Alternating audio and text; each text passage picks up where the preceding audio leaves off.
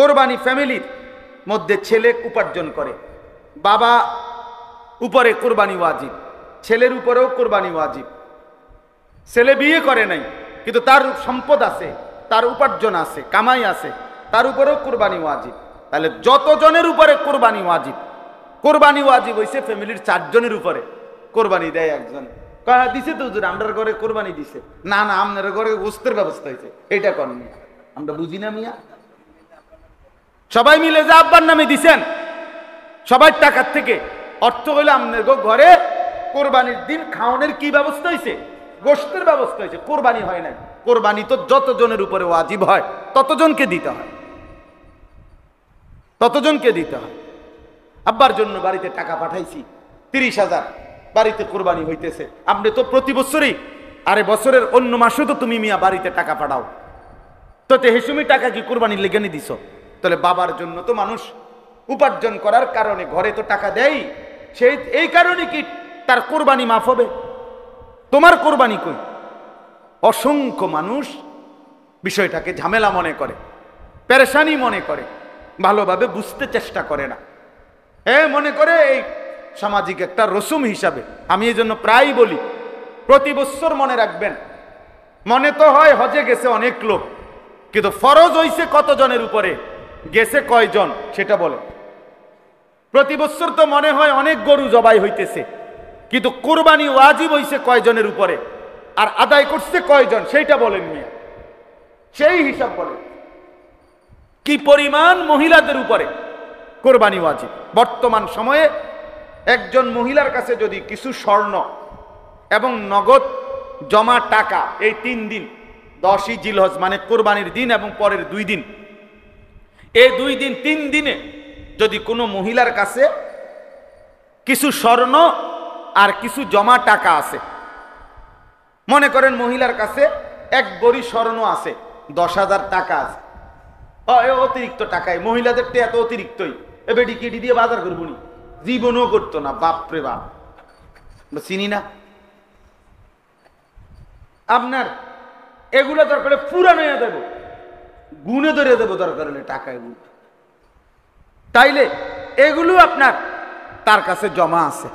তাহলে এই 10,000 টাকা এবং 1 ভরি স্বর্ণের দাম একসাথ করলে 52.5 ভরি রূপার যেই দাম, এই 52.5 ভরি রূপার দাম যদি 1,000 টাকা করে ভরি হয় 52,500, যদি 1,500 টাকা করে রূপার ভরি হয় তাহলে 52 অর্ধেক কত, 26,000। তো তাহলে 52 লগে 26 যোগ করলে 78, হ্যাঁ 78, আরো মনে করেন হেনে 500, এনে 250, 750, তো কত হইল? এই 78,750 টাকা। মনে করেন 1,500 ধরছি, সর্বোচ্চ 1,500 টাকাও যদি রূপের বড়ি হয় তাইলে 78,750 টাকা হয় 52.5 ভরি রূপার দাম। তাহলে এই পরিমাণ টাকা যদি স্বর্ণ এবং ওই জমা টাকা মহিলার এই দুইটা মিলাইয়া যদি হয়, তাহলে এখন স্বর্ণ 1 ভরির দামে তো 1,00,000 টাকা। তাইলে স্বর্ণ এবং ওই টাকা মিলাইলে 78,750 টাকা হইছিনি, ওই আরো পার হয়ে গেছে কত আগে। তাইলে এই মহিলার উপরে কোরবানি ওয়াজিব কিনা? নিঃসন্দেহে কোরবানি ওয়াজিব, নিঃসন্দেহে কোরবানি। আমি আজকে সকালবেলা মহিলাদের মজলিসে এটা বলছি। আপনাদের অসংখ্য আগে আমরা মা চাষিদের আমলে মহিলাদের কাছে টোটালি টাকা থাকতো না, বেশিতে বেশি 20-50 টাকা, 100-200 টাকা। আমার বুঝ হয়, আমার ছোট ভাই কইতে কই আতিক কোথায়, আমার আম্মারে দেখছি, আব্বারে দেখছি, আমি আজীবন আমি দেখছি আমার আব্বা আরেক দিকে ফিরা টেহা গুনতো, মহিলাদের সামনে টেহা গুনতে নাই। আগে এমন ছিল, কথা বুঝছেন না? আগে মহিলাদেরকে টোটালি কি দিত না, এখন মহিলাদের কাছে হলো কি এটিএম বুথ, টাকা থাকেই হেবডির কাছে, হেনতে লয়। উনি যদি দয়া করে দেয় তা মেহরবানি, আর যদি রাখিয়া দেয় তো রাখিয়াই দিল। কিছুদিন আগে আমার এক ভদ্রলোক বলছে, হুজুর আমার নিয়ত ছিল আপনার মাদ্রাসায় জমিতে লাখখানিক টাকা দিমু, কিন্তু আমার বিবির অ্যাকাউন্টে সমস্ত টাকা, ও কোনোভাবেই টাকা দিচ্ছে। যাই হোক, সবাই বলি না, মানে বললাম আর কি, মহিলাদের কাছে এখন টাকা থাকে স্বাভাবিকভাবে 10,000, 5,000, 20,000 অ্যাভেলেবেল টাকা আছে। তাহলে এই স্বর্ণ এবং টাকা দুইটা মিলাইলে মহিলার উপরে কোরবানি ওয়াজিব।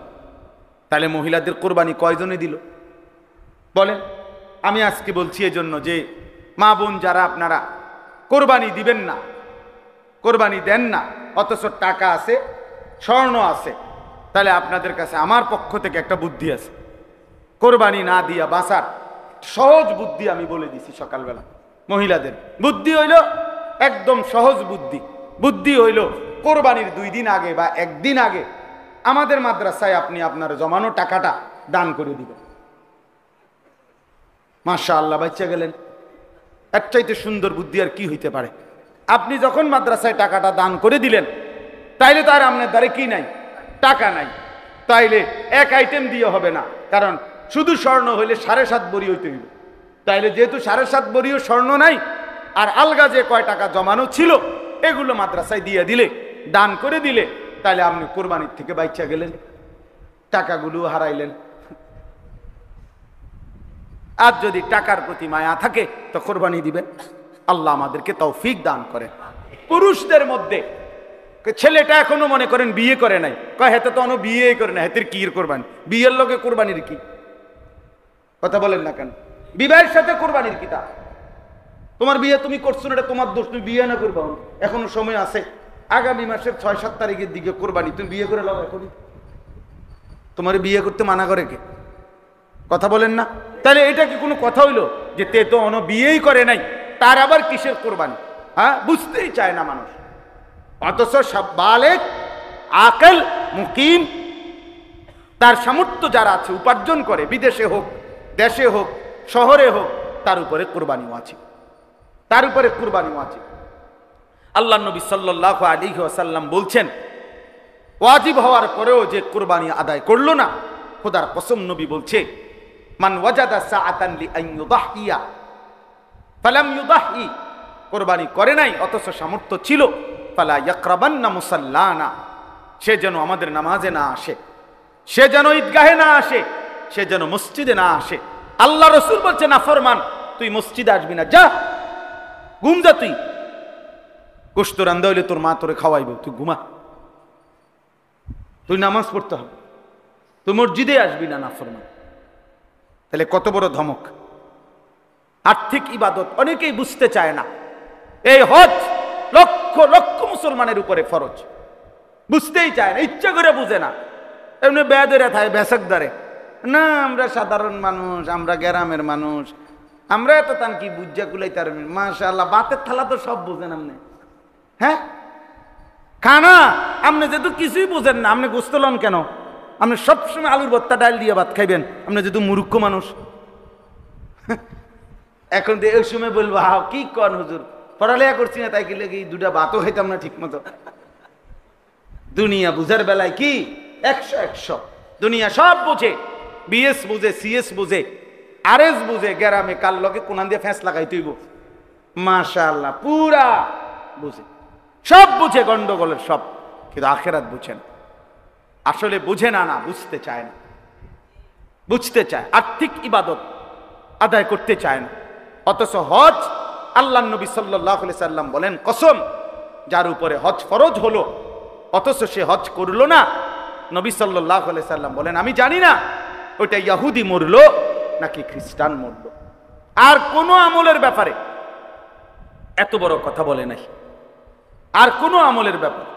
আল্লাহ নবী সাল্লাল্লাহু আলাইহি সাল্লাম বলেন, ফালা আলাইহি আন ইয়ামুতা ইয়াহুদিয়ান ওয়ালা নাসরানিয়ান, সে কি ইহুদি মরলো না খ্রিস্টান মরলো আমি জানি না। যে ব্যক্তি হজ ফরজ হওয়ার পরেও করে নাই, তার মানে কি? যদি অপশনটা এভাবে বলতো যে সে কি মুসলমান মরলো না ইহুদি মরলো না খ্রিস্টান মরলো আমি জানি না, তাইলেও একটা কথা ছিল, এটাও বলে নাই।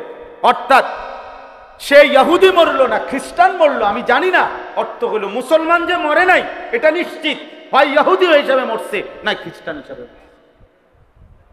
হয় মাগদুব আলাইহিম আননাতু ওয়ালাদ-দাল, এই দুইটার মধ্যে তো একটা। মাগদুবে আলাইহিম ওয়ালাদ-দালিনের মধ্যেই খ্রিস্টান ইহুদি, নাউজুবিল্লাহ, আল্লাহ মাফ করে দেন, আল্লাহ মাফ করে দেন। এই জন্য আমরা প্রত্যেকেই, আমরা শুধুমাত্র আপনারাও শুনতেছেন, আরো অনেকেই শুনতেছে, এই জন্য সবার জন্য বললাম এটা গুরুত্ব দেওয়া উচিত।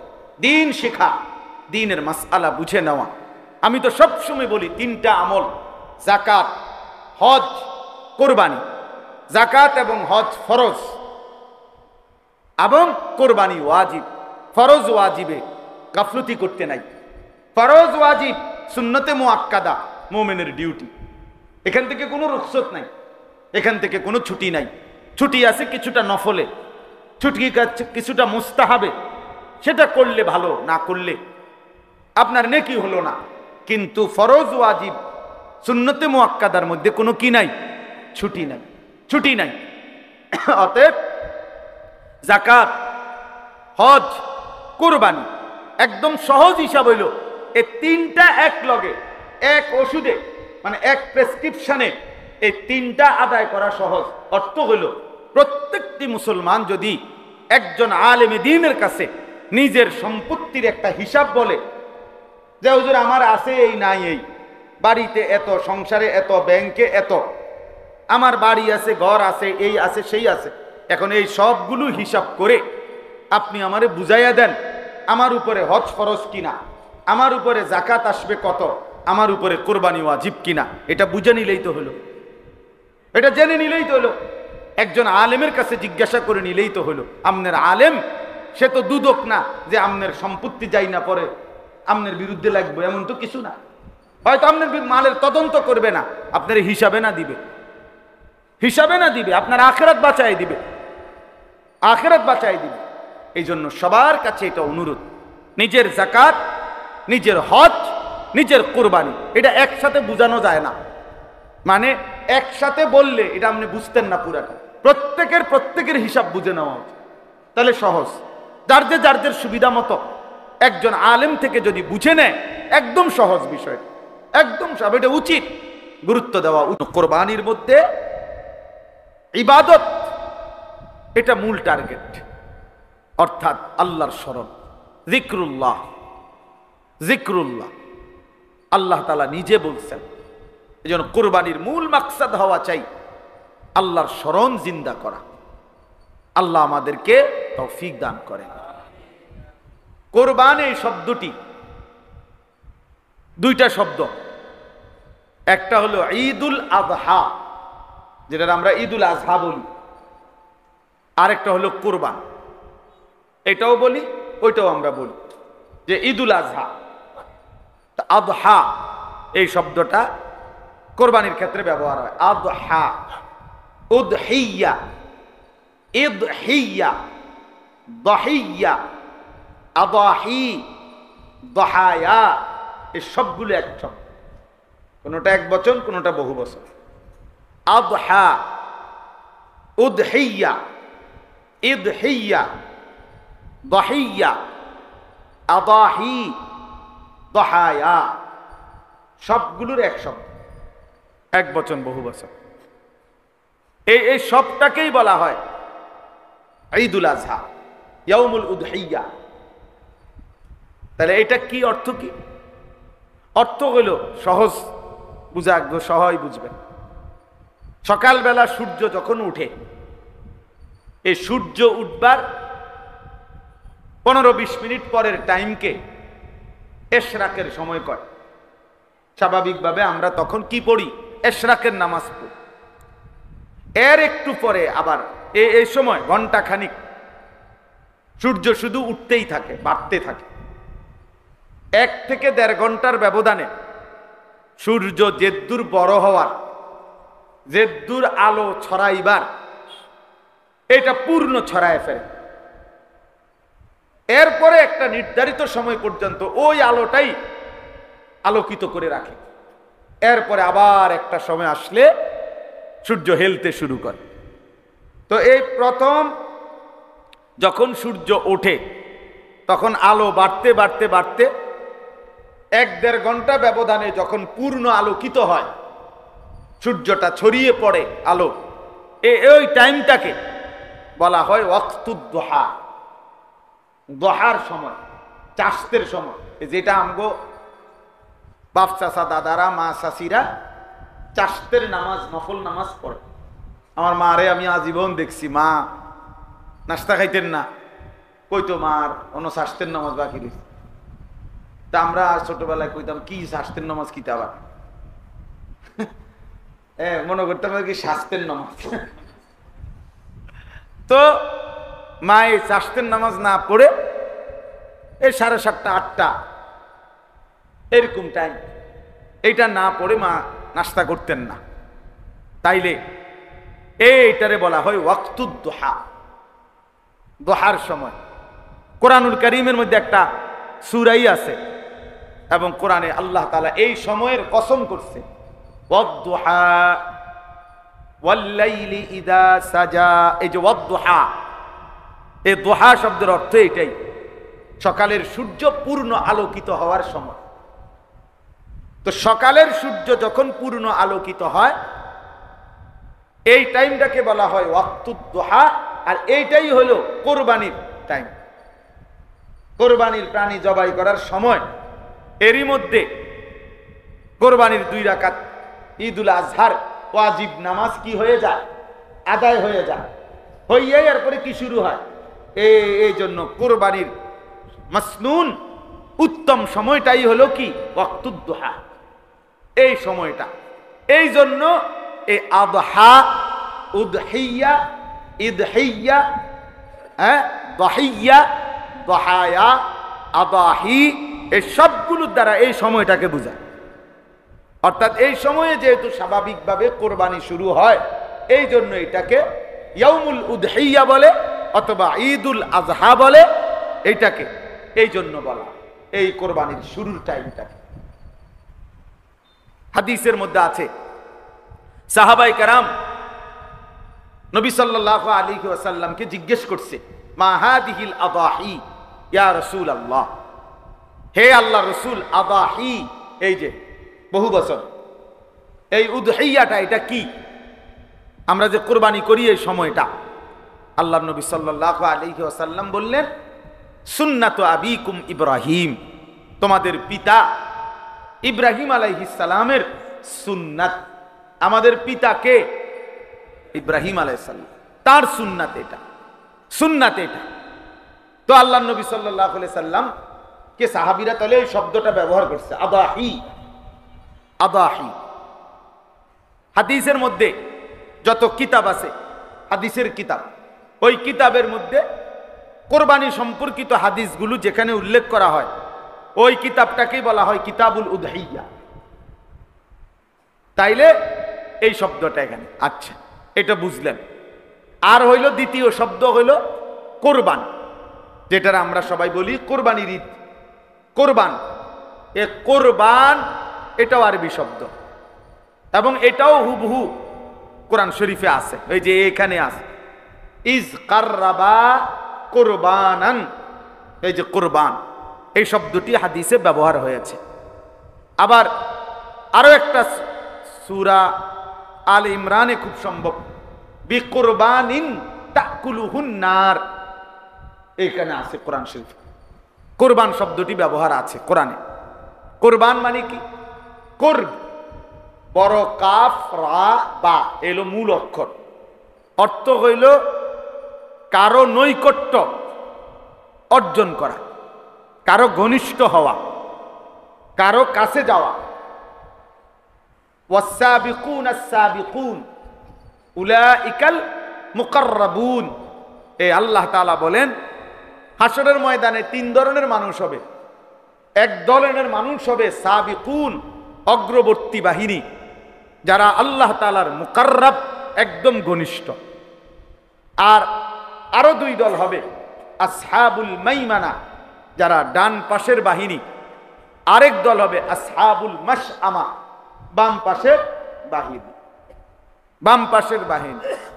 এই বাম পাশের বাহিনী এরা জাহান্নাম, আর ডান পাশের বাহিনী এরাও জান্নাতি, এবং ওই মুকাররাবিন যারা সাবিকুন, অগ্রবর্তী বাহিনী, তারাও জান্নাতি। এরাও জান্নাতি, ডান পাশের বাহিনী, আর ওরাও জান্নাত। তাহলে মুকাররাব, কুরবান। তো তো বান্দা যখন কোরবানি করে, এই প্রাণী জবাই করে নির্ধারিত, তো এর মাধ্যমে একজন বান্দা মহান আল্লাহ পাক রব্বুল আলামিনের সীমাহীন অত্যন্ত ঘনিষ্ঠ করব নৈকট্য অর্জন করে। আচ্ছা, কেমন নৈকট্য, কেমন ঘনিষ্ঠতা হয় কোরবানির মাধ্যমে? এবারে হাদিস থেকে শুনেন, তাইলেই বুঝবেন।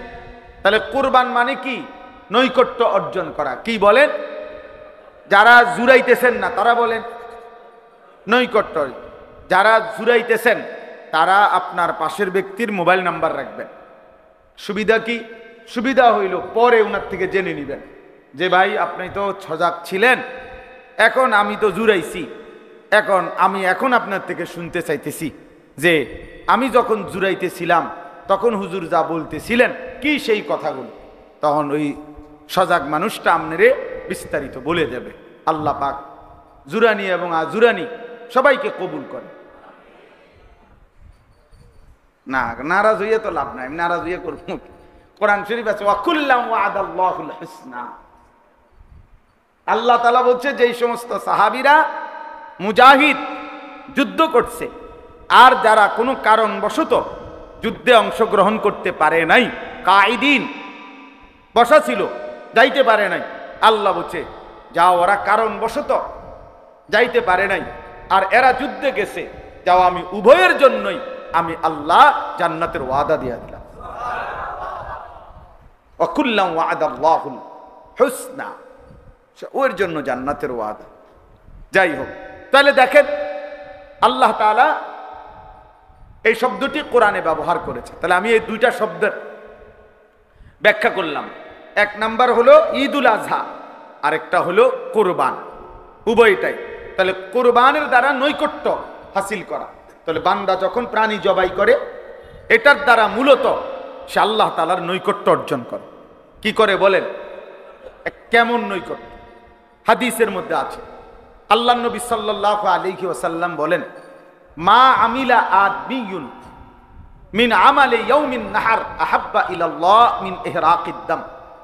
নবীজি বলেন, কোন মুমিন কোরবানির দিন, ঈদুল আজহার দিন যা কিছু নেক আমল করে, ঈদুল আজহার দিন সে মনে করেন নামাজ পড়লো, ঈদুল আজহার নামাজ পড়লো, দান সদকা করলো, মেহমানদারি করলো, আপ্যায়ন করলো, মাশাআল্লাহ মাশাআল্লাহ,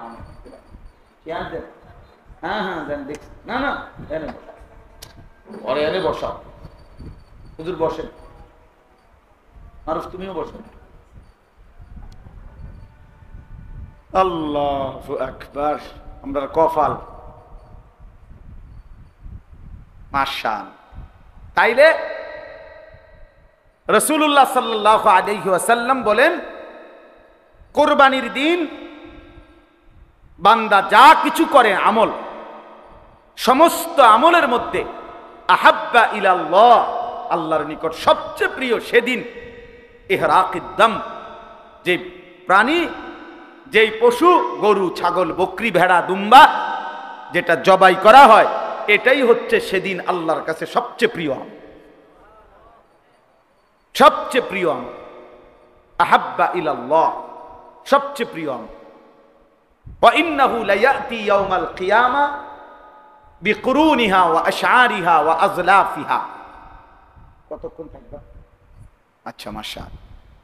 আল্লাহ তাআলা বলেন, নবী সাল্লাল্লাহু আলাইহি সাল্লাম বলেন, ওই ব্যক্তি যে কোরবানি করলো সে কিয়ামতের দিন এই প্রাণীটা তার জন্য আনা হবে, বিকুরুনিহা, ওই প্রাণীর শিং, ওয়া আশআরিহা, ওই প্রাণীর পশমগুলো, ওয়া আযলাফিহা, ওই প্রাণীর খুর, পায়ের যে কি খুর, খুর বুঝেন না, পায়ের গোড়ালি নিচেরটা খুর। তাহলে যেইটার পশম, শিং, খুর এইটা আনা হবে, আর বাকি গোস্তুটি শুধু হালাই দিবে। কি কর অর্থ হইল, অর্থাৎ যেগুলো ফেলে দেওয়ার জিনিস সেইগুলো যেখানে আনা হবে, তার মানে আল্লাহ নবী সাল্লাল্লাহু আলাইহি সাল্লাম বলেন, কোরবানির এই পুরা প্রাণীটাই কিয়ামতের দিন আল্লাহ তাআলা তার জন্য নেকি হিসাবে হাসরের ময়দানে হাজির করে দিবেন। সুবহানাল্লাহ, সুবহান। কিছু মুনাফিক আছে, কিছু বেঈমান আছে, কিছু নাস্তিক মুরতাদ মার্কা নামধারী কিছু মুসলমান আছে, এখনো বলে যে কোরবানির দিনের এই অজস্র প্রাণী জবাই না করে যদি সেই টাকাগুলো গরিব দুঃখীকে সহযোগিতা করতে ভালো হইতো।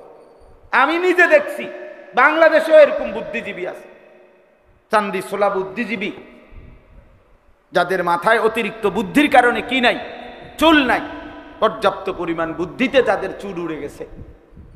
কথা বুঝছেন না? এরকম বুদ্ধিজীবীর পণ্ডিত তারা মনে করছে এটা শুধু একটা পশু জবাই, তারা মনে করছে এটা স্রেফ গোশত খাওয়া, গোশত খাওয়া না। তাইলে এই জন্য এটা জরুরি বিষয়। আল্লাহ নবী সাল্লাল্লাহু আলাইহি সাল্লাম বলেন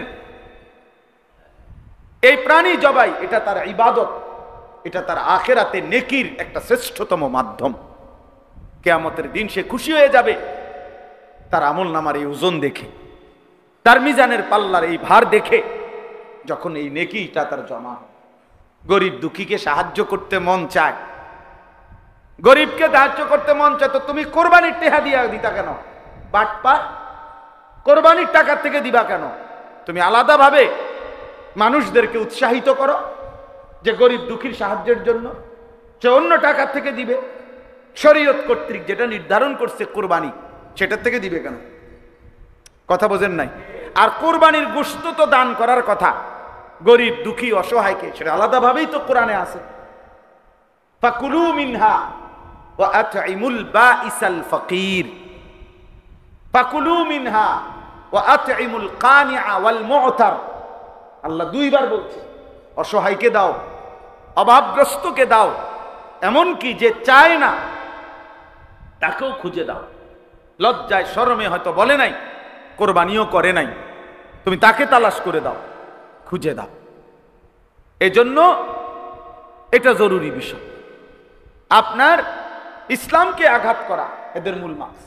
এই আজকে নারী সংস্কার কমিশন, এখানের এই কিছু এই মহিলা যেগুলো বুদ্ধিজীবী নামের কলঙ্ক, এই মুরতাদগুলো ঠিক একই বিষয়। এদেশে নারীরা ইসলাম যেটুকু সম্পত্তি তাকে দিয়েছে, এইটা কিভাবে ফিরে পাবে ঠিক মতো বাইরের থেকে, সমাজের সর্বত্র এই আইনটাকে যদি কার্যকর করা হইতো, এটাকেও যদি বাস্তবায়ন করা হইতো, এর জন্য যদি প্রশাসনিক, রাষ্ট্রীয়, সামাজিক সকলভাবে ব্যাপক উদ্যোগ নেওয়া হইতো, তাইলেও নারীরা সম্পত্তি পাইয়া বাইসা যাবে। কিন্তু বেঈমানের মূল বিষয় হলো নারীর সম্পত্তি দেওয়া না, মূল বিষয় হলো কোরআনে আঘাত করা, ইসলামে আঘাত করা। মেন টার্গেট হলো এইটা। এই জন্য নারীকে পুরুষের সমান সমান সমান সম্পত্তি দিতে হবে। হ্যাঁ হ্যাঁ, নারী পুরুষের আহ্বানে এটা, তাদের বক্তব্য এটা যে পারিবারিক পুরুষের যেই অধিকার, এটা ভেঙ্গে সমতা করো, সমতা ভেঙ্গে করো সমতা, সমান করে ফেলো। নাউযুবিল্লাহ।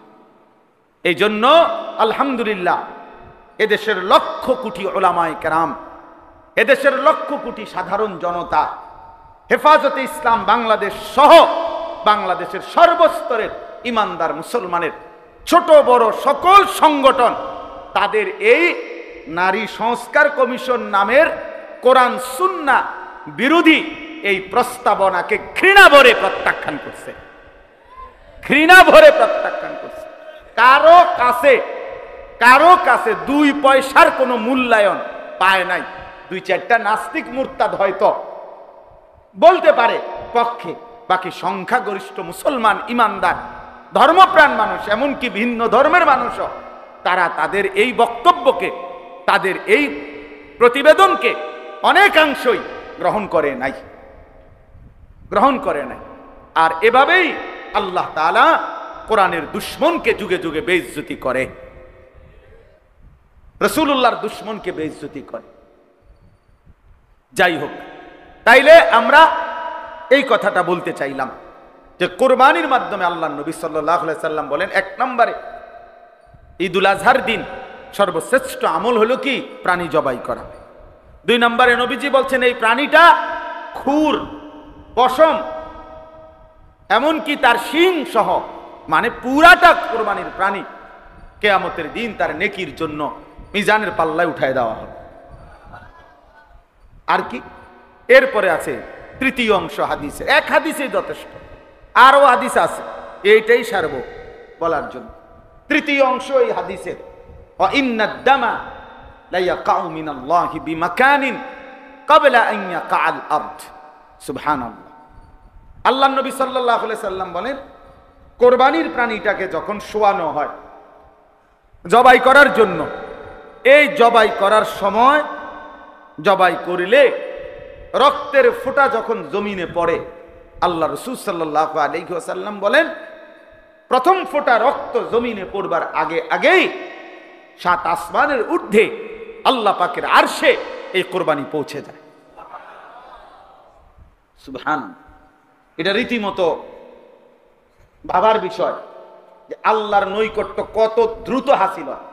মানে আপনি হিসাব বুঝবেন আপনারা, যে কোরবানির প্রাণীকে যখন শোয়ানো হয়, গরু বা ছাগল, তো দেখবেন গলার থেকে যেখানে ছুরি লাগাবে এখান থেকে মাটি, মানে এটার থেকে তার যে মাটিটা, এইটার ব্যবধান কি 2 হাত, কত 1 হাত, আধা হাত, তো 1 বিঘত ধরেন, আচ্ছা ধরে নিলাম সর্বোচ্চ দূর 1 বিঘত হইতে পারে, একেবারে বেশিতে বেশি।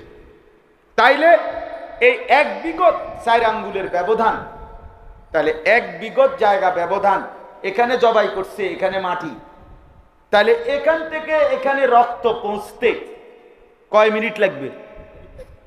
কয় সেকেন্ড? 2 সেকেন্ড, 2 থেকে 3 সেকেন্ড। তাহলে 2 থেকে 3 সেকেন্ড রক্ত গলার থেকে জমিনের পৌঁছবার আগেই 3 সেকেন্ড আগেই, 2 সেকেন্ড আগে আরশে আজিমে পৌঁছে দেয়। বাহ বাহ, মালিকের কতটা ঘনিষ্ঠ হয় বান্দা, আল্লাহ তাআলার কতটা নৈকট্য হাসিল করে, এদিক দিয়ে কত দূরে। হ্যাঁ, এখান থেকে প্রথম আসমান আজকে পর্যন্ত পৃথিবীতে বিজ্ঞানের সর্বাধুনিক প্রযুক্তির এই যুগেও আমেরিকা, পৃথিবীর সবচেয়ে বড় মহাকাশ গবেষণা সংস্থা হলো আমেরিকার নাসা। এই নাসার বিজ্ঞানীরা আজকের এই দিন পর্যন্ত প্রথম আসমান কোথায়, প্রথম আসমানের যে সীমানা, ছাদ, শক্ত যেই ছাদ, এটা বের করতে পারেন, আজকের এই দিনও পারেন, এখনো খুঁজেই পায় নাই প্রথম আসমান। এরপরে তো বেড়া দ্বিতীয় আসমান, তৃতীয় আসমান, তোর 14 গোষ্ঠী হায়াত শেষ হলো তো পারতি। প্রথম আসমান কোথায় বিজ্ঞান জানে না, নাসার বিজ্ঞানীরা জানে না, প্রথম আসমানের সীমানাই খুঁজে পায় নাই। এই সৌরজগৎ সব প্রথম আসমানের নিচে, সমস্ত গ্রহ উপগ্রহ, গ্যালাক্সি, নক্ষত্র, যা কিছু বলে বিজ্ঞানের, এগুলো এক একটার বর্ণনা শুনলে যে এটা এত লক্ষ মাইল দূরে, এটা এত কোটি মাইল দূরে, এটা পৃথিবীতে আলো পৌঁছতে এত হাজার বছর লাগে, এগুলো তো এমনি তারা যে বলে বিজ্ঞানীরা, হ্যাঁ হিসাব, এটা এমনি মাথা গরম হয়ে যাওয়ার কথা। তাহলে এত হাজার বছরের হিসাব যা বলে সব কিছুই প্রথম আসমানের নিচে, সব প্রথম আসমানের নিচে। আল্লাহ তাআলা কোরআনুল কারীমের মধ্যে বলছেন, ইন্না যায়্যানাস সামাআদ দুনিয়া বিজিনাতিনিল কাওয়াকিব, আমি আল্লাহ প্রথম আসমানকে তারকারাজির সৌন্দর্য দিয়ে আমি আল্লাহ সাজিয়েছি। প্রথম আসমানের ডেকোরেশন, প্রথম আসমানের ডেকোরেশন করছি আমি আল্লাহ, সূর্য দিয়ে, চন্দ্র দিয়ে, কোটি কোটি তারকারাজি দিয়ে। এবার দ্বিতীয় আসমানের ডেকোরেশন কেমনে করছে মহান মালিকে জানে। তৃতীয় আসমানের সৌন্দর্য আল্লাহ কেমনে সাজাইছে মালিকে জানে। হায় চতুর্থ, পঞ্চম, ষষ্ঠ, সপ্তম আসমান কত সুন্দর সে আল্লাহই জানে। তো আরশ আজিম পর্যন্ত উপরে আল্লাহ তাআলাই কি সৌন্দর্য আল্লাহই জানেন, আল্লাহই জানেন। জান্নাত কতটা সুন্দর আল্লাহই জানে, সাজিয়েছেন। এই জন্য আজকে পর্যন্ত পৃথিবীর কোনো বিজ্ঞানী গবেষক জানেই না প্রথম আসমান কোথায়, প্রথম আসমানের সীমানাই জানে না। অথচ কোরবানির এই এই একটি প্রাণী মাত্র 20,000 টাকা, 30,000 টাকা, 40,000 টাকা, 50,000 টাকা খরচ করার বরকতে এক আল্লাহর বান্দা নিচের দিকে এক বিগত 2 সেকেন্ড আর 3 সেকেন্ড মাটিতে পৌঁছবার আগেই রক্ত অনেক দূরের সেই আরশে আজিমে আল্লাহর কাছে পৌঁছে যায়। একটা নির্দিষ্ট জায়গায় আল্লাহ তাআলা সেটা জমা করে দেয়।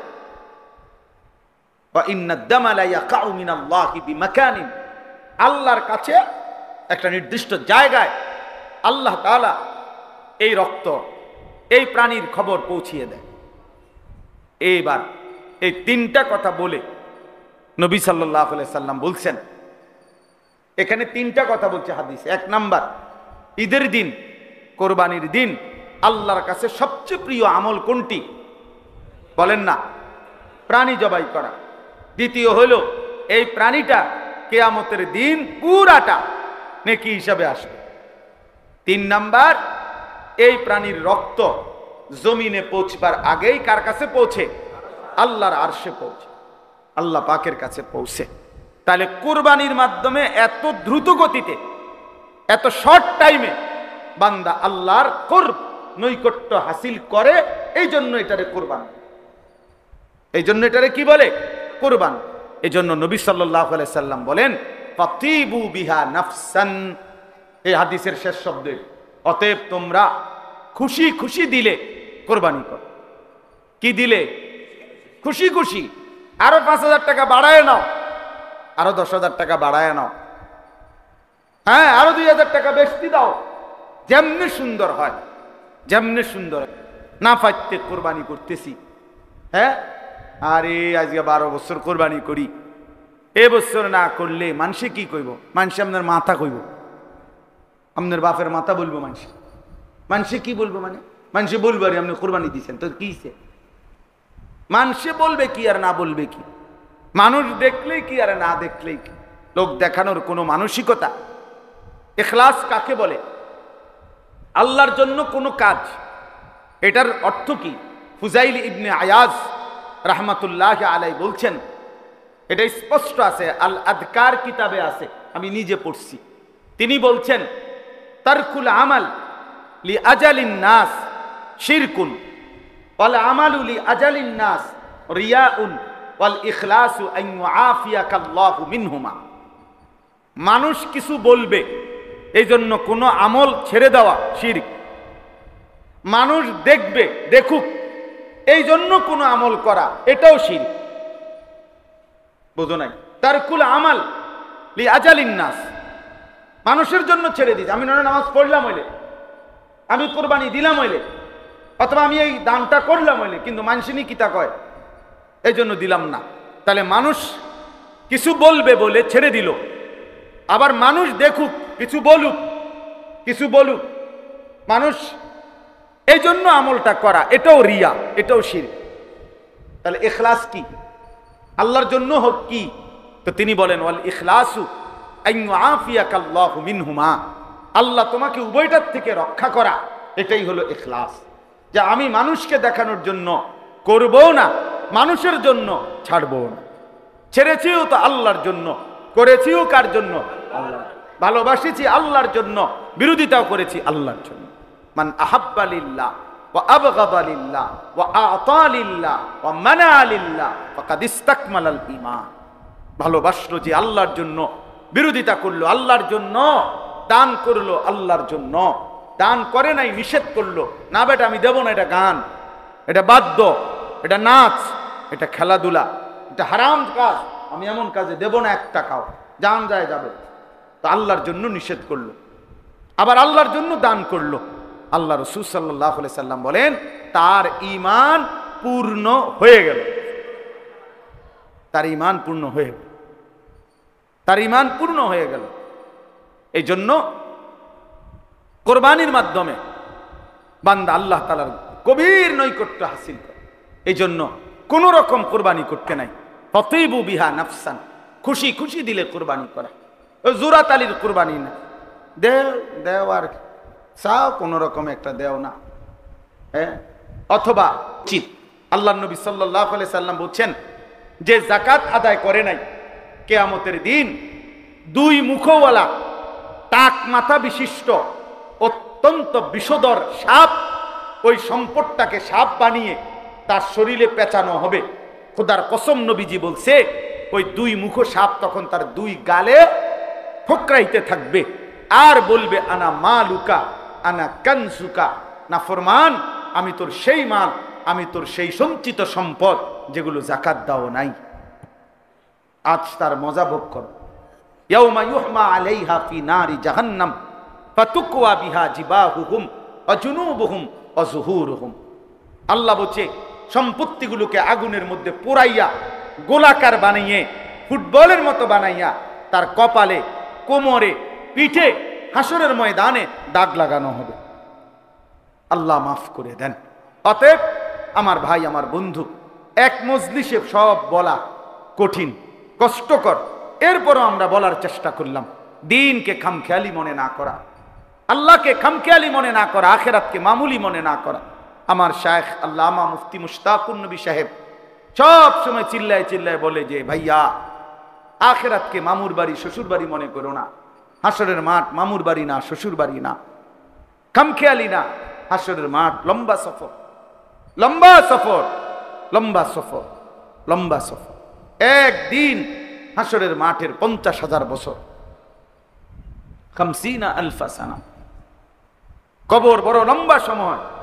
আবু জাহেল মনে করেন, আবু লাহাব মনে করেন মাটির উপরে ছিল 60-70 বছর, মাটির নিচে কবরে পড়ে আছে আজকে 1450 বছরের চাইতে বেশি। তাহলে আমাদের এই হিসাবেই তো আমরা চোখে দেখতেছি নূহ আলাইহিস সালামের জাতি মাটির উপরে ছিল কতদিন, মাটির নিচে আছে কতদিন বলে। নবীজির জামানার সেই মানুষগুলো আজকে কবরে আছে কতদিন, মাটিতে ছিল কতদিন। পৃথিবীর অহংকারীরা নমরুদ বলেন, ফেরাউন বলেন, কতদিন মাটিতে ছিল, মাটির উপরে ছিল অল্প সময়, মাটির নিচে পড়ে আছে আজ হাজারো বছর, হাজারো বছর। আখেরাতকে মামুলি মনে করতে নাই, মামুলি মনে করতে নাই। এই জন্য প্রত্যেকের এটা খেয়াল করা উচিত, প্রত্যেকেই কোরবানির বিষয়ে, হজ্জের বিষয়ে গুরুত্ব দেওয়া উচিত। এটা একটা মহব্বতের ব্যাপার, মহব্বতের হজ, ভালোবাসার সফর, মহব্বতের সফর। এক বান্দার ভালোবাসার চূড়ান্ত যখন হয়, কোনো বান্দা যখন ঈমান আনে তো আল্লাহর ভালোবাসা তার কলিজায় তৈরি হয়। এরপরে যখন নামাজ পড়ে ভালোবাসা বাড়তে থাকে, যাকাত দেয় ভালোবাসা বাড়তে থাকে, রোজা রাখে ভালোবাসা বাড়তে থাকে। কিতাবে আমরা নিজে পড়ছি যে বুজুর্গানে দ্বীন বলে বান্দার ভালোবাসা যখন অস্থির হয়ে যায়, বেচैन হয়ে যায়, বান্দা যখন আল্লাহর ভালোবাসায় সবচেয়ে বেশি বেড়ে যায় তো সে আল্লাহর ঘরে ছুটে যায়। আল্লাহর ঘরে ছুটে গিয়ে মালিকের ঘরের চারদিকে ঘুরতে থাকে। একবার কাবার চারদিকে ঘোরে, একবার সাফা মারওয়ায় ঘোরে, একবার মিনায় ঘোরে, একবার আরাফাতে হাঁটে, একবার মুজদালিফায় হাঁটে। কিরে ভাই এমন করো কেন, একবার এখানে একবার ওইখানে, এত জায়গায় ঘোরাঘুরি করছো কেন? তো আশেক বলে আমি আমার মাওলাকেই তালাশ করছি। হজ আশেকানা সফর, আশেকানা সফর, মহব্বতের সফর। প্রিয়জনের সবচেয়ে ভালোবাসা যখন কারো বাড়ে তো সে মালিকের ঘরে ছুটে যায়। বুজুর্গানে দিন তো উদাহরণ দিছে যে কায়েস লায়লার বাড়ির চারদিকে ঘুরতো। মানুষ জিজ্ঞাসা করলে বলতো ঘোরো কেন? বলছে এই জন্য ঘুরি যে আমার এই বাড়ির ভিতরেই আমার মা সুকা লায়লা আছে, এজন্য বাড়ির চারদিকে ঘুরি। তো বান্দা যেন বলে এই ঘরের চারদিকে কেন ঘুরি? এটা নাকি আমার মালিকের ঘর, এটা নাকি আমার আল্লাহর ঘর, এজন্য ঘরের চারদিকে ঘুরছি যদি আমার মালিককে পেয়ে যায়। তো এমন আশিককে তো আল্লাহ তাআলা তার ভালোবাসা দেবেনি, ভালোবাসা দেবেনি। এই জন্য নবী সাল্লাল্লাহু আলাইহি সাল্লাম বলছেন রাজাআকা ইয়াউমিন ওয়ালাদাতহু উম্মু, হজ করলো সে যেন মায়ের পেটের সদ্যজাত সন্তানের মতো নিষ্পাপ হয়ে বের হল। আল্লাহ আমাদেরকে তৌফিক দান করে আমরা যেন হজ কোরবানি আদায় করতে পারি। এটা বহুতই বড় মহব্বতের ইবাদত। আমার শায়েখ আল্লামা মুফতি মুশতাকুন নবী সাহেব হুজুরকে আমি একবার জিজ্ঞাসা করছিলাম যে আপনি মোট এই পর্যন্ত কতবার হজ উমরা করছেন? হুজুরে আমারে বলছিল, মাওলানা শ্বশুর বাড়িতে মানুষ কয়বার যায় এটা কি গুনে রাখে? ওই যে না, গুনবে কেন? ঠিক, আল্লাহর ঘরের সফর এমন মহব্বতের সফর, এটা গুনাগুনির সফর না। এখানে গুনার কিছু নাই, এটা গুনবার কিছু নাই, তো আশেকানা সফর। এই জন্য কোরবানির মাধ্যমে বান্দার আল্লাহর নৈকট্য হাসিল করে, হজ্জের মাধ্যমে বান্দা আল্লাহর নৈকট্য হাসিল করে। আল্লাহ আমাদেরকে তৌফিক দান করেন, আল্লাহ আমাদেরকে কবুল করে নেন। এই আয়াতের মধ্যে আল্লাহ তাআলা বলেন, ওয়াতলু আলাইহিম নাবা আবনাই আদম বিল হক। আল্লাহ বলেন, বন্ধু আপনি আমার বান্দাদেরকে আদমের 2 সন্তানের ঘটনা শুনায়া দেন সুন্দরভাবে, পূর্ণাঙ্গভাবে। ইজ কাররাবা কুরবানান, যখন তারা 2 ভাই হাবিল কাবিল কোরবানি করলো, ফাতুকব্বিলা মিন আহাদিহিমা ওয়ালাম ইউতাকাব্বাল মিনাল আখার। আল্লাহ একজনের কুরবানি কবুল করলেন, আরেকজনের কুরবানি কবুল করলেন না। ক্বালা লাআকতুলান্নাকা, কাবিল যে ভাইয়ের কুরবানি কবুল হয় নাই, সে তার ভাই হাবিলকে বলল, আমি তোমাকে হত্যাই করে ফেলবো। ক্বালা ইন্নামা ইয়াতাকাব্বালুল্লাহু মিনাল মুত্তাকিন। এই এক কথা পৃথিবীর শুরু থেকে সমস্ত ইবাদাতের রূহ এটা, যে আল্লাহ তাআলা মুত্তাকির ইবাদত কবুল করে থাকেন। ইন্নামা ইয়াতাকাব্বালুল্লাহু মিনাল মুত্তাকিন, এটা মনে হয় যেন কলিজায় লিখে রাখা উচিত, এটা মনে হয় যেন বুক পকেটে লিখে রাখা উচিত। ইন্নামা ইয়াতাকাব্বালুল্লাহু মিনাল মুত্তাকিন। আমরা ইয়া কই, মাসুম কই, মাসুম আমরা হুজুর কেউ নাই এখানে? মনে এই আয়াত এটা লিখবেন, কালকে লাগাইবেন। ইন্নামা ইয়াতাকাব্বালুল্লাহু মিনাল মুত্তাকিন, নিশ্চয়ই আল্লাহ তাআলা মুত্তাকির ইবাদত কবুল করে থাকে, কুরবানি কবুল করে থাকে, সমস্ত ইবাদত। তাকওয়ার সাথে নামাজ, তাকওয়ার সাথে রোজা, তাকওয়ার সাথে হজ, তাকওয়ার সাথে কুরবানি, তাকওয়ার সাথে জিকির, তাকওয়ার সাথে সাদাকা, তাকওয়ার সাথে জিন্দেগি। তাকওয়ার সাথে কি? জিন্দেগি। তাকওয়া মানে গুনাহ থেকে বেঁচে থাকা, সহজ কথা, গুনাহ থেকে বেঁচে থাকা, গুনাহ থেকে বেঁচে থাকা, নাফরমানি থেকে বেঁচে থাকা, আল্লাহর অবাধ্যতা থেকে বেঁচে থাকা। আল্লাহ আমাদেরকেও তৌফিক দান করে। হাবিল সেদিন বলছে, ভাইয়া শুনো, মারতে পারো আমারে, মেরে ফেলবা, ঠিক আছে, মরেও যাব, কিন্তু মনে রাখো যুগে যুগে আল্লাহ তাআলা মুত্তাকির ইবাদত কবুল করে। ও ইউসুফ আলাইহিস সালাম, কোরআন শরীফে আছে, ওনার 10 ভাই যখন বহু জুলুম করছে ওনার উপরে, সর্বশেষ যখন মিশরে পরিচয় হইছে, তখন ইউসুফ আলাইহিস সালামও এটা করছে, ইন্নাহু মান ইয়াত্তাকি ওয়া ইয়াসবির ফাইন্নাল্লাহা লা ইউযিউ আজরাল মুহসিনিন। 10 ভাইকে বলছে, ভাইয়ারা শুনো, যে মুত্তাকি হবে, তাকওয়া অবলম্বন করবে, আর আল্লাহর ফয়সালার উপরে সবর করবে, তো আল্লাহ ওয়াদা দিছে এমন নেককারের কোন আমল আল্লাহ বিফলে দেবে না। তাকওয়া চাই, আমারও আপনারও তাকওয়া চাই, তাকওয়া চাই, তাকওয়া দরকার। গুনাহমুক্ত জীবন, গুনাহমুক্ত জিন্দেগি, গুনাহমুক্ত জিন্দেগি, গুনাহমুক্ত জীবন। লান ইয়ানালাল্লাহা লুহুমুহা ওয়ালা দিমাউহা ওয়ালাকিন ইয়ানালুহু তাকওয়া মিনকুম। তাকওয়া মিনকুম, আল্লাহ আমি তাকওয়া চাই, আমি গোশত চাই না। বান্দা যেন বলে, আল্লাহ আপনি জানেন না, মাওলা এমন টাটকা রোদের মধ্যে পুরাটা বাজার হাইটটা যে একটা কষ্ট করে ফেক, কাদা, গোবর এগুলো সব মারাইয়া মনে 200 গরু চাইয়া এই গরুটা কিনছি, আল্লাহ আপনি লেগে তো কিনছি, আপনি বুঝি 2টা টুলকা গোস্ত খাইতেন না, কিতে কর,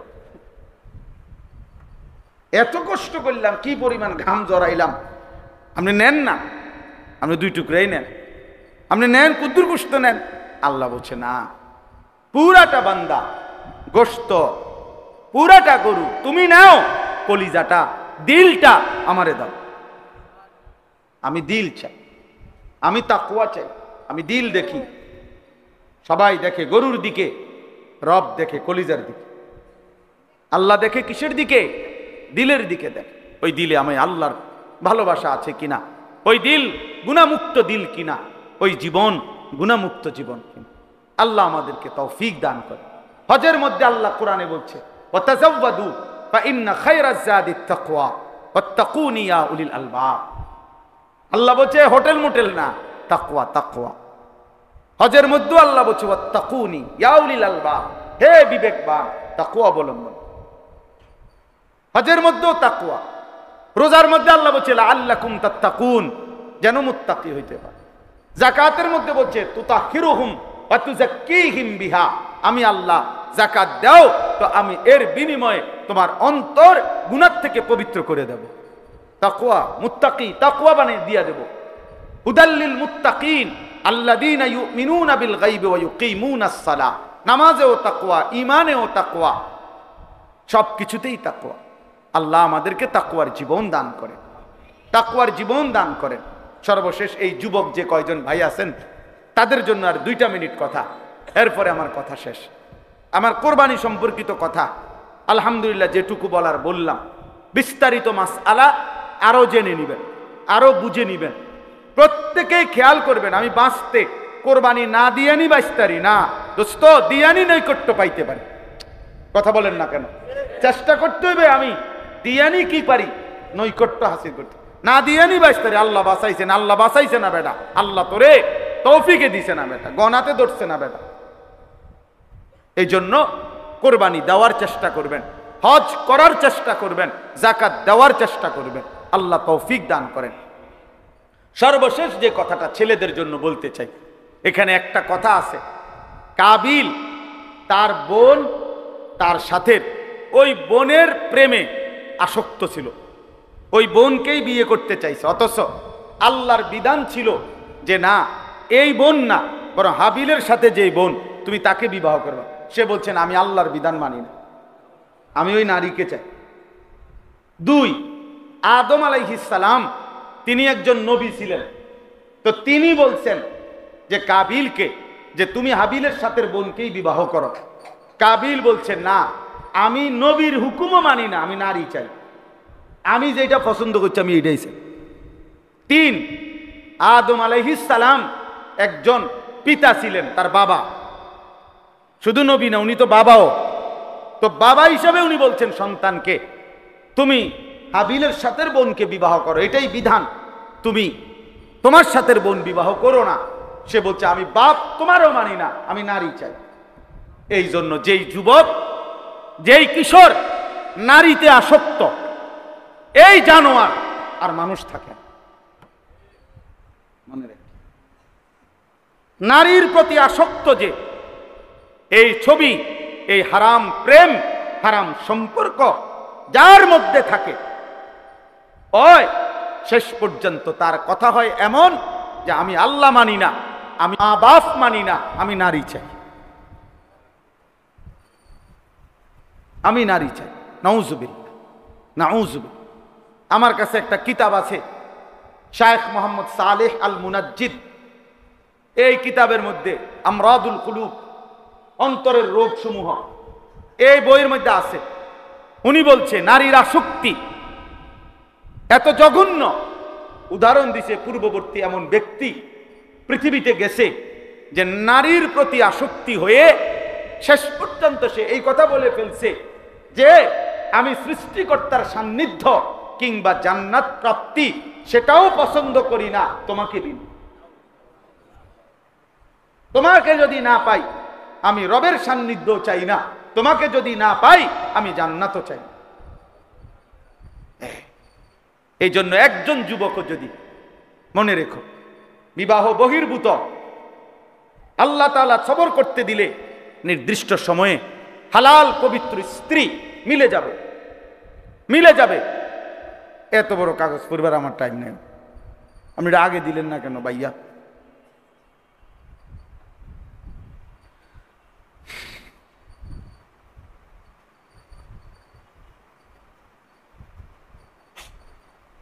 ও এটা তো আলাদা বিষয়, ঠিক আছে আলাদা কথা বলেন, আমি আসি। জি, তাইলে নারীর আসক্তি, নারীর প্রতি লোভ শেষ পর্যন্ত আল্লাহ ভুলায় দেয়, নবী ভুলায় দেয়, মা বাবার ইজ্জত কি করে দেয় ভুলায়। পোলা মাইয়ারে লইয়া ভাগ্যা যায়, মাইয়া ফুলারে লইয়া ভাগ্যা যায়।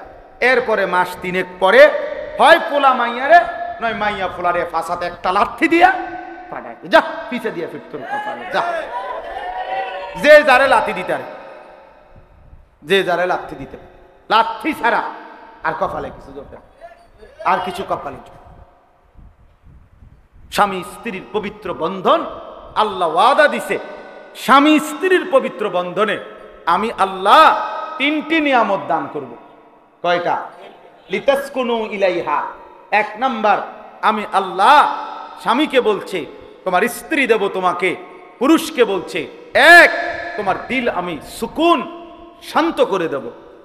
2 ওয়াজআলা বাইনাকুম মাওয়াদ্দাতান, উভয়ের মাঝে ভালোবাসা দিয়ে দেব।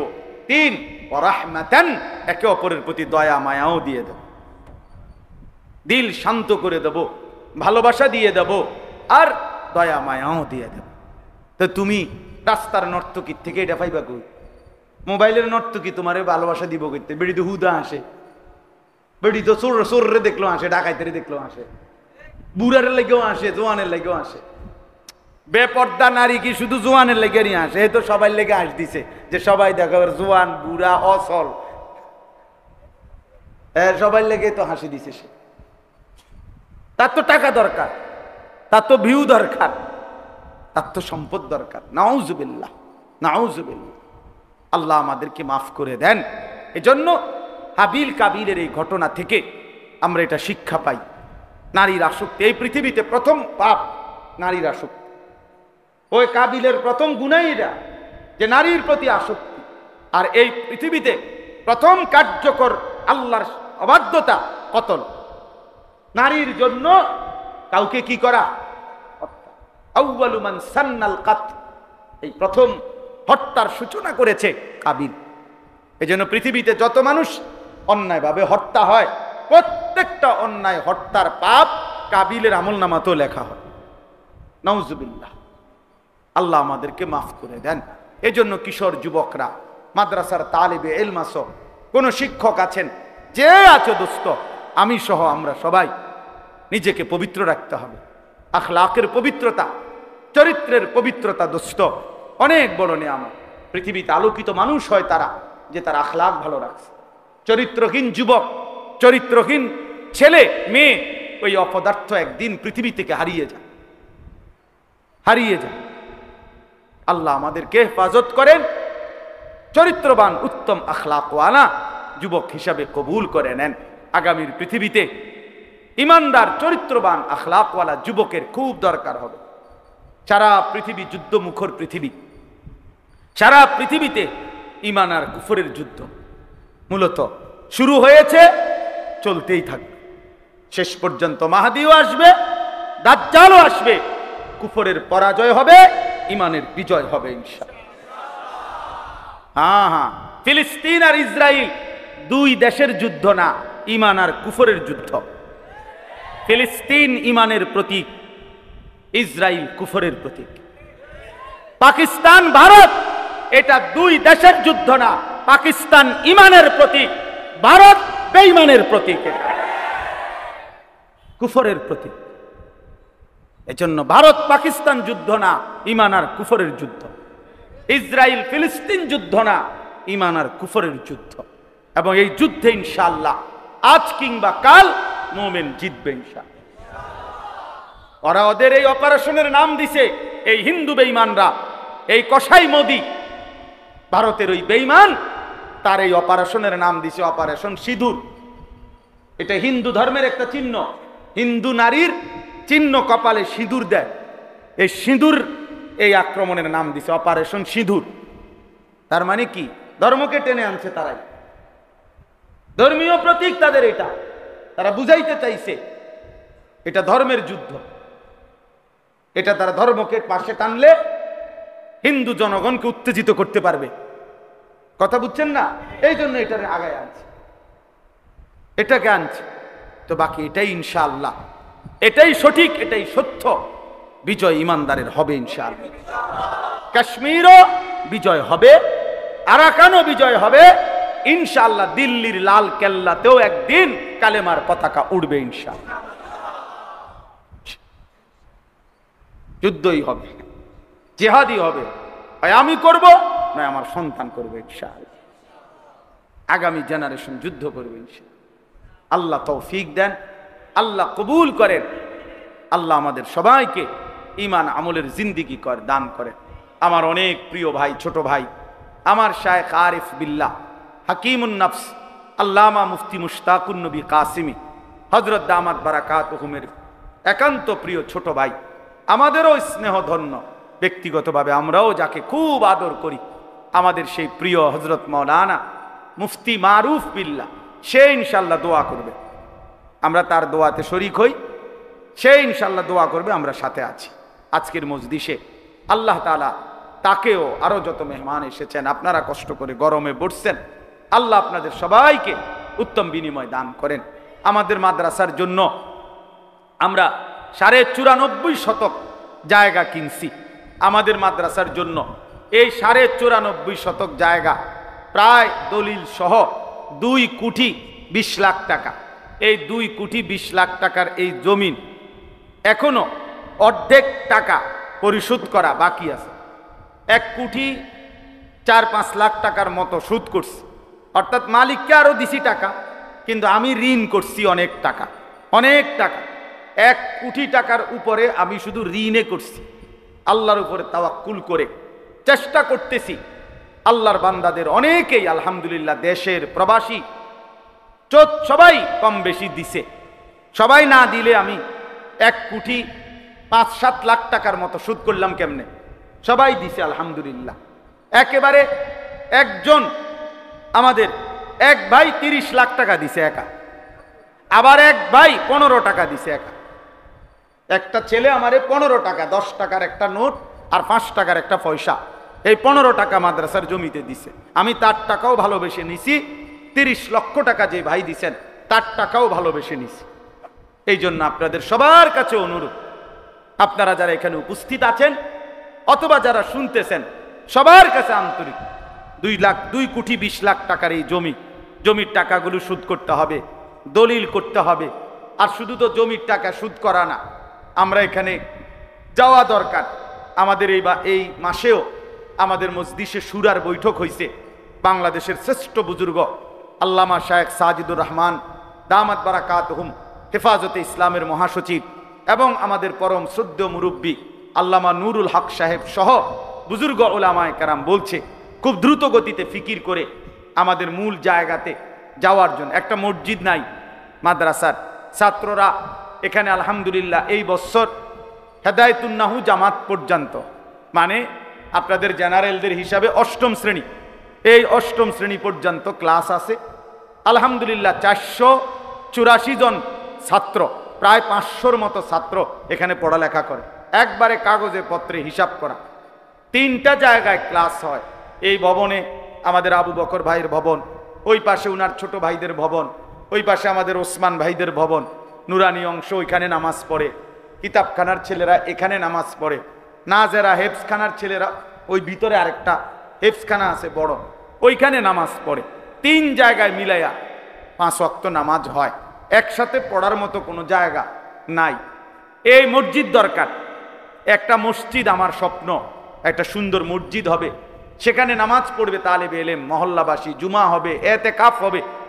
এই জন্য মসজিদ দরকার, মাদ্রাসার ভবন দরকার। এই সব কাজ আমার মালিক চাইলে হয়েই যাবে, আর হবে ইনশাআল্লাহ। আমার শায়েখ আল্লামা মুফতি মুশতাকুন নবী সাহেব হুজুর সব সময় বলে, একজন বলছে দেবে, একজনকে বলছি উনি বলছে দেবে, ওই একজন হলো আল্লাহ, যিনি বান্দার সব নেক তামান্না পূরণ করবেন ইনশাআল্লাহ। এই জন্য যারা দূর থেকে শুনছেন, আপনাদের কাছে অনুরোধ, আমাদের এই মাদ্রাসায় আশরাফুল উলুম ময়নামতি বিনন্দিয়ার চর বুড়িচং কুমিল্লা এই মাদ্রাসার জমি ক্রয় ফান্ডে আপনারা আপনাদের ভালোবাসায় আন্তরিকতায় আপনারা দান করবেন। যেটুকু সম্ভব হয়, 1000 টাকা পারেন তো 1000 টাকাই দিয়েন, 10,000 টাকা পারেন 10,000 টাকাই দিয়েন, আরো কম হোক কমই দিয়েন। ভালোবেসে দিলে আল্লাহ বরকত দিবে। মাদ্রাসার জমিতে দান করলে এই জমির দানের বরকতে মাদ্রাসা হবে, মসজিদ হবে, ঈদগাহ হবে, কবরস্থান হবে, বাচ্চারা আল্লাহর কোরআন পড়বে। আশা করা যায় মাদ্রাসা যতদিন টিকবে ইনশাআল্লাহ সদকায়ে জারিয়ার সওয়াব হতেই থাকবে ইনশাআল্লাহ। আল্লাহ তাআলা সবাইকে তৌফিক দান করেন, কবুল করেন। দূর দূরান্তের যারা শুনেছেন, আল্লাহ তাআলা আপনাদেরকেও আমাদের এই মাদ্রাসা আশরাফুল উলুমের জমি ক্রয় এই ফান্ডে অংশগ্রহণ করার তৌফিক দান করেন। প্রত্যেক মাসের ইসলাহি মজলিসে আপনারা কিছু দান করেন, এটা আমার শায়েখের আদেশ।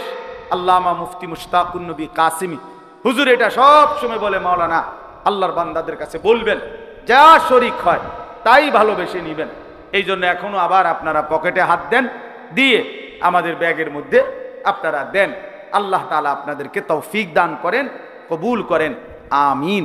সুবহানাল্লাহি ওয়া বিহামদিহি। না না না আসো হুজুর সব আমরা হুজুর দোয়া চাই করব।